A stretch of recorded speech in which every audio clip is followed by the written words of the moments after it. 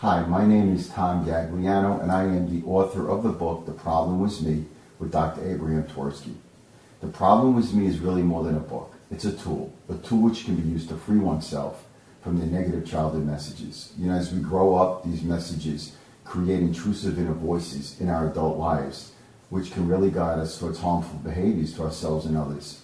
In many ways, these messages chain us to play our roles which can sabotage our happiness. Well, this book is a tool that can break those chains. I was watching a baseball game with my 9-year-old son a year ago, and he said, "Dad, how come all those kids are cheering so much for those ball players?" And I said, "Well, those are the heroes. Those are those kids' heroes." And he said to me, "Dad, maybe someday they'll be my heroes." He said, "But you'll always be my first hero." I realized that whether we want that responsibility or not, we will always be our children's first heroes. A simple message in childhood can create such a lifelong sentence for so many of us. Throughout the book, The Problem Was Me, I refer to the warden. The warden's an imaginary person with a bat who always sat on my shoulders. Whenever anybody made me feel defective, he came out swinging. You see, the warden instilled in me a very peculiar definition of intimacy. Intimacy was painful many times as a child, and he warned me against intimacy. And he told me to avoid intimacy whenever I could. Whenever anybody got close to me, he showed me the ways to push them away. You see, the warden's been around a long, long time, ever since I could remember.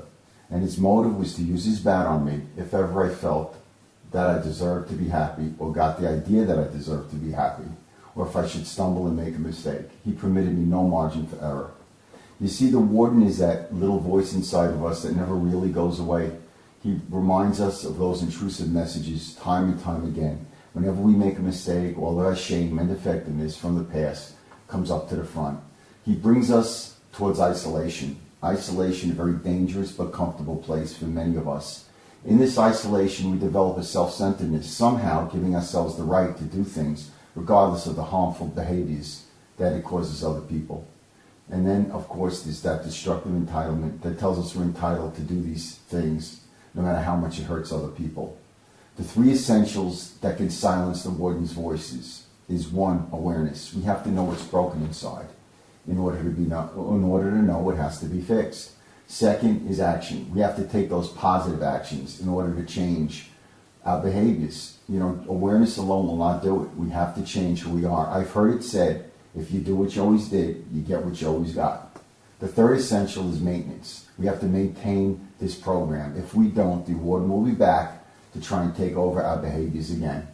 A noted author said The Problem Was Me was filled with nuggets of wisdom that are invaluable and affirming. Another said that you could turn to any place in this book and you could find ways to better deal with life on life's terms. And still another said this book gets to the underlying reasons we behave the way we do. The Problem Is Me contains my life story, as well as the story of other men and women who have also found a better life through using the mythology in this book. Through these techniques, they have found and realized that they are not evil people that deserve to be punished, but rather discouraged people that need help. The Problem Was Me contains my life struggles with compulsions, as well as my insights and wisdoms, accompanied by Dr. Abraham Tversky's professional wisdom. He is a noted author, a noted psychiatrist, and he has also helped many people in his life. We have pooled our resources to create this book.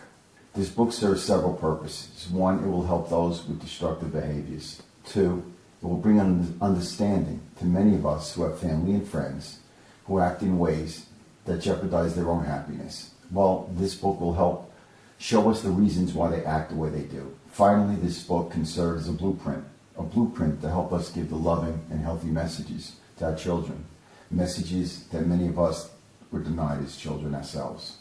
An example of this occurred about 13 years ago.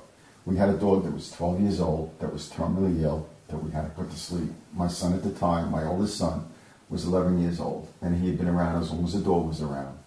And he was very sad on the loss of the dog. And I walked into his room one night, and I said, "How you doing?" And he said, "Dad, I'm doing okay." I proceeded to put his arms around me, and I put my arms around him, and I rested his head on my chest. He started to cry, and after a few minutes, his grip on me intensified, and so did his tears. You see, that day I was giving my son the message that it was okay to cry in his father's arms.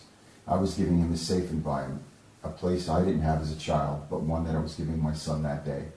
You see, my children know that they could make mistakes. It doesn't mean they are a mistake. They know they could fail at times, and it doesn't mean they are a failure. These are the positive messages that I want them to bring to their children and their grandchildren. The Problem Was Me by Tom Gagliano with Dr. Abraham Twersky, a book of hope. Thank you.